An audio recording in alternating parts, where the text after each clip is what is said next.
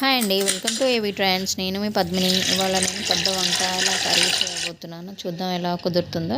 First పెద్ద వంకాయలని చక్కగా కడుక్కొని వాటిని చక్రాల్లా కట్ చేసుకొని పెట్టేసుకున్నాను. తర్వాత దాన్ని ఉప్పు నీటిలో వేసి పెట్టేసుకున్నాను అనమాట. ఇప్పుడు ఒక ప్లేట్లో తగినంత ఉప్పు, కారం, ధనియా పౌడర్, పసుపు వేసి చక్కగా కొంచెం ఆయిల్ వేసి కలుపుకున్న తర్వాత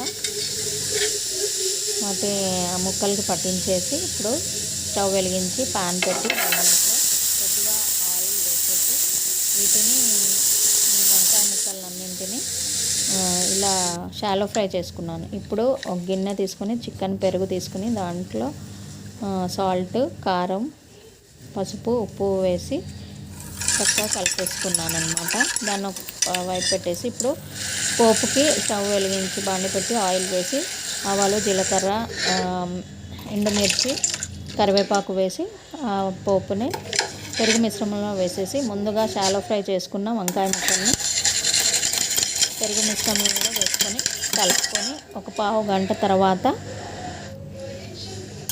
సర్వ్ చేసుకుంటే టేస్టీగా డిఫరెంట్గా ఒక వంకాయ రెసిపీ రెడీ అయిపోతుంది.